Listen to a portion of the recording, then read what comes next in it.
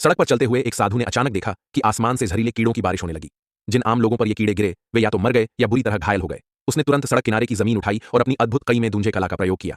यह है वुयूमेन का पर्वत स्थानांतरण मंत्र। 4 द्वारों के माध्यम से छोटी शहर की सड़क को 100 मील दूर जोड़ दिया गया। तेज दौड़ने वाले लोग बच निकले, लेकिन जो धीमे थे उन्हें कीड़ों ने तुरंत नोचकर मांस चबा लिया। पूरे शहर में मौत और भय का माहौल छा गया। सौभाग्य से व्यूमेन के लोग समय पर पहुंच गए और अपने अपने गुप्त कौशल का प्रयोग कर कीड़ों की सेना को रोकने लगे। जब तक बाकी लोग सुरक्षित बाहर निकल गए तब तक सभी कीड़े मारे जा चुके थे, लेकिन शहर जाले और बर्बादी से भर चुका था।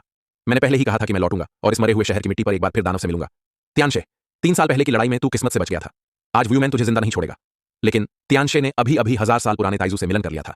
उसकी दुष्ट शक्ति के पोषण से वह बिजली जैसी तेज और लोहे जैसा कठोर हो गया था। उसने सीधे वरिष्ठ भाई को टक्कर मार दी, जिससे उसके अंदरूनी अंग हिल गए। इस भयावह ताकत को देखकर बाकी लोग तुरंत पीछे हट गए, क्योंकि उनके सारे मंत्र दूर से मार करने वाले थे, नजदीकी लड़ाई के लिए नहीं। इसके बाद जादूगर सबसे पहले आगे बढ़ा। उसने अपनी कठपुतली को जमीन से सटाकर तियानशे के पास पहुंचाया और अग्निराक्षस की रस्सी से उसे पूरी तरह बांध दिया। बड़ी बहन ने मौका पाकर जन्याओ सम्राट ताबीज फेंका, जिससे तियानशे की बुरी ऊर्जा दब गई।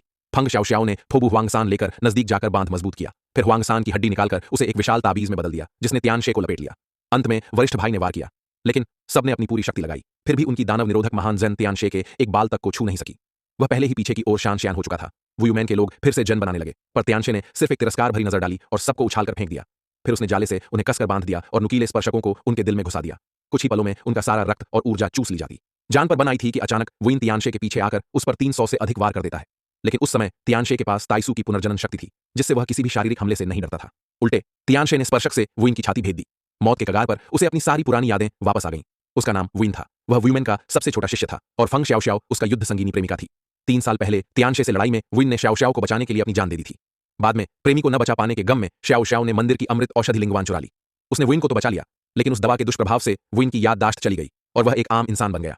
वुइन हमेशा से चाहता था कि दुनिया शांतिपूर्ण हो और वह एक साधारण आदमी बनकर रहे। इसलिए शाओशाओ ने जानबूझकर उससे अनजाने में मुलाकात कराई और सुकर को कहा कि उसे अपने पास रखकर देखभाल करे, ताकि वे आम लोगों की तरह रह सकें। शाओशाओ के लिए सबसे बड़ा प्रेम था त्याग और देना। बस रोज अपने प्रेमी को सुरक्षित देखना ही उसकी खुशी थी।